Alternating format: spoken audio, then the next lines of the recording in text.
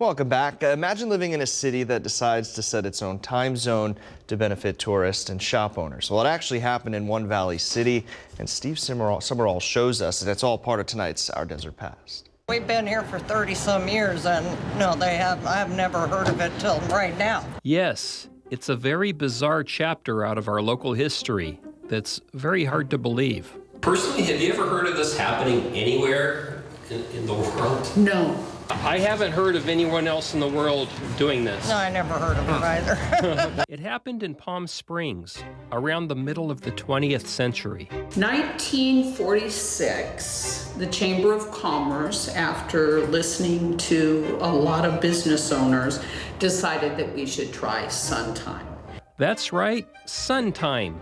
More time in the sun, more time for golfing, more time for lounging by the pool, and most important of all, more time to line the pockets of our local merchants. The Chamber of Commerce and the business owners definitely believed that they could make more money because the shops would be open longer. And the general public at the time, much like many of the people I've spoke with today, were okay with it. I love it.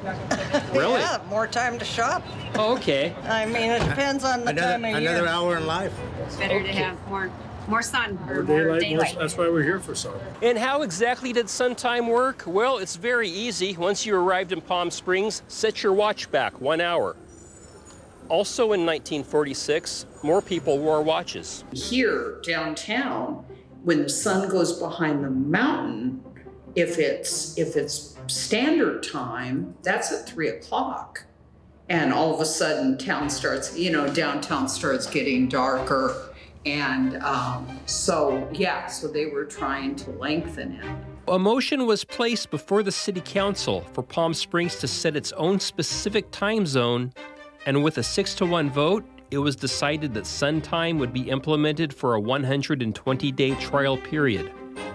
It was Mayor Clarence Hyde who made the proclamation to change the clocks on Sunday, November 17th, 1946.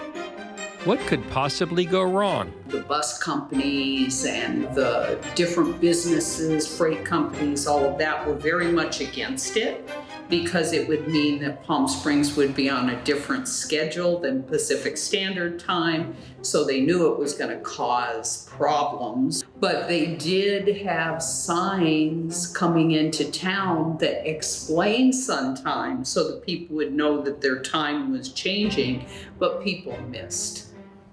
Buses, they missed flights. And the parents of Barbara Foster would miss their daughter's wedding. And she and Bill Foster was the mayor for a while, so she was Palm Springs' first lady. And at that point, her parents were an hour late. Also, taverns and cocktail lounges within the city had to operate within Pacific Standard Time, so they were closing by 1 a.m. sun time. Due to all the confusion it created, the sun time proclamation was rescinded in January of 1947, after only 51 days of its trial period. Really? We should try that again. Maybe we'll get something different results now.